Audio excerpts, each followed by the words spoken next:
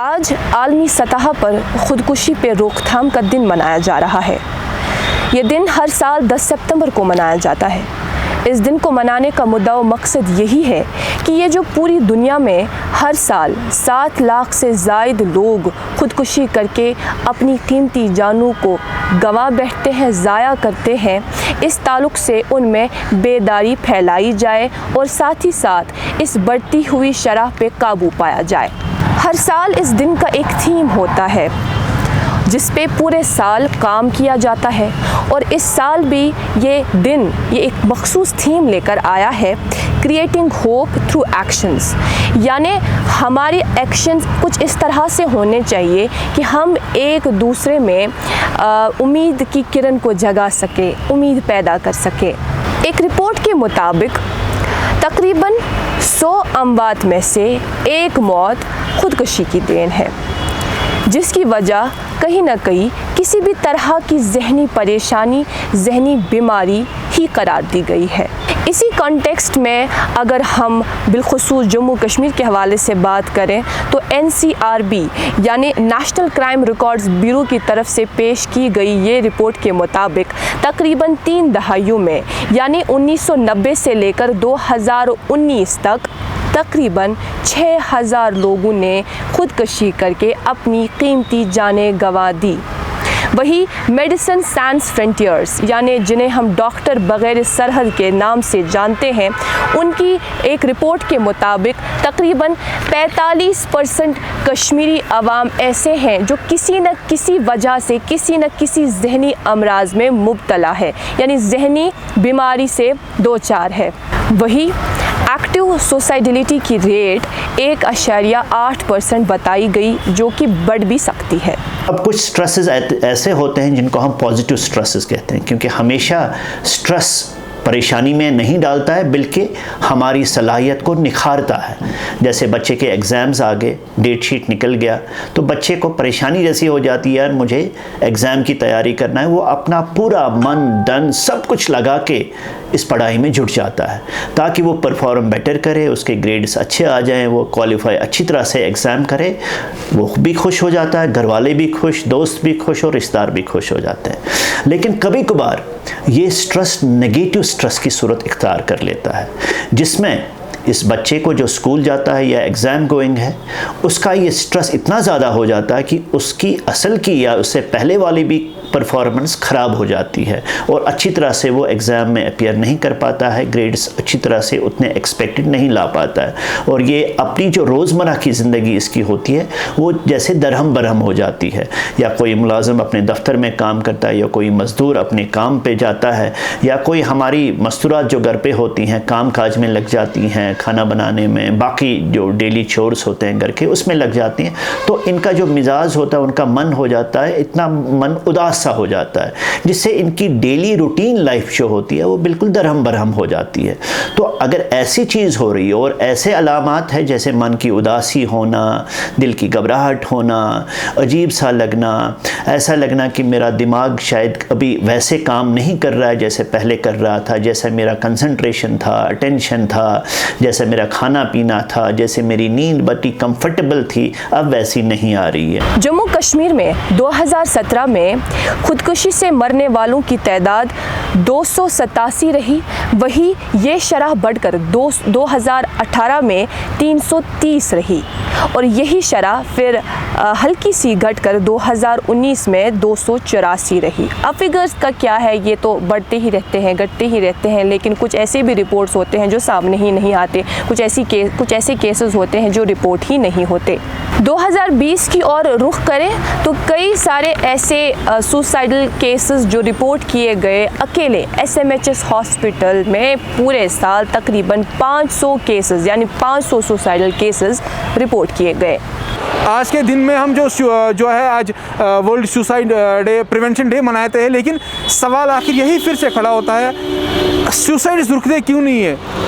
हम सिर्फ गवर्नमेंट पे ये इल्ज़ाम नहीं लगाएंगे कि इनको रोको, लेकिन हमें घर से ही शुरुआत करनी पड़ेगी। एक पेरेंट्स जो है उनका बहुत बड़ा रोल होता है इसमें, अपने बच्चे को अच्छी तरह गाइड करना। बहुत चीज़ें हैं जिसमें हमें नज़र रखनी होती है, जिससे हम ये जो सुसाइड्स है उसको कम से कम रोक सके। सोसाइटी का बहुत बड़ा इंपॉर्टेंट रोल हो सकता है। आसपास देखें, कहीं कहीं ऐसे कुछ लोग उन चीज़ों से गुजर तो नहीं रहे हैं, कल को वो सुसाइड कर रहे हैं। मेरे ख्याल में आज के दिन के हवाले से हर साल मनाया जाता है, लेकिन बेसिक प्रॉब्लम वही की वही है।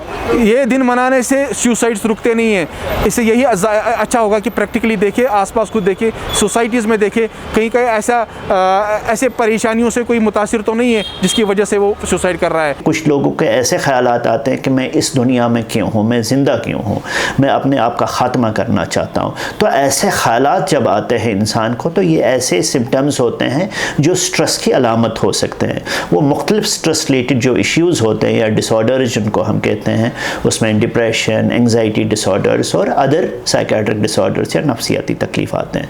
कभी कभार घर में खुदा न खास्ता इंडिविजुअल लेवल पे, फैमिली लेवल पे या सोसाइटी लेवल पे आफतें भी आ जाती हैं। जैसे हमने देखा कि हम पिछले 20-25 सालों से इन जो हालात, नामसाइब हालात थे, इनसे जूझ रहे हैं।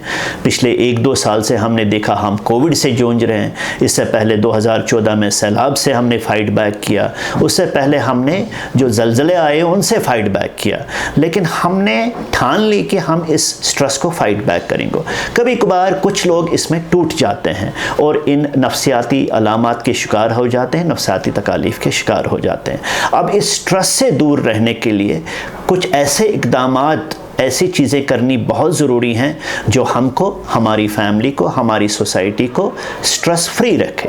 सुसाइड अटेम्प्ट करने के कई सारे वजूहात हो सकते हैं। एक वजह डोमेस्टिक वायलेंस भी है, फाइनेंशियल क्राइसिस, इम्तहानात में नाकामी को फेस करना, रिलेशनशिप अफेयर्स और शायद पॉलिटिकल इंस्टेबिलिटी भी।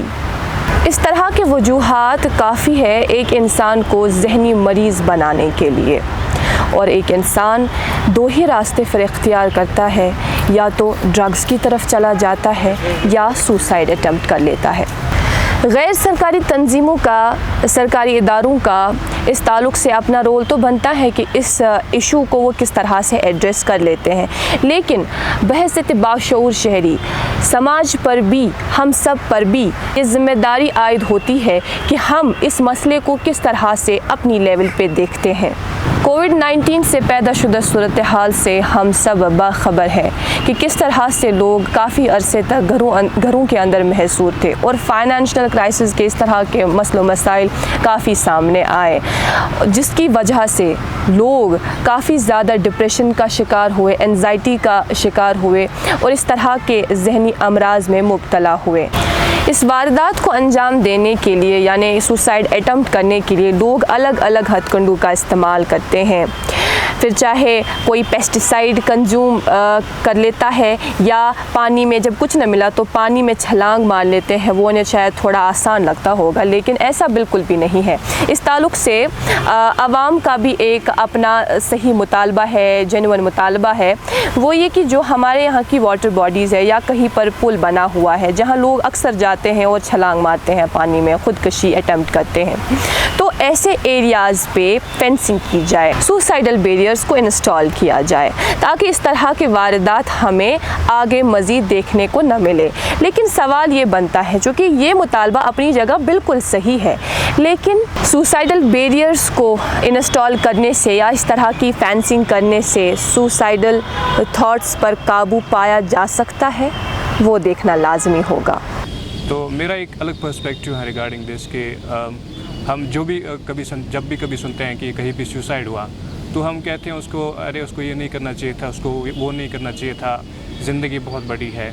लेकिन उसको वो उस स्टेज तक कैसे पहुंचा, वो उसको हम कभी नहीं देखते हैं। उसके बहुत सारे वजूहत होते हैं। जब आप सुसाइड करते हैं, खाली आप ये अपने खुद को ये ख़त्म नहीं करते हो, बल्कि आपके पीछे जो फैमिली होती है उन पे बहुत बड़ा असर होता है।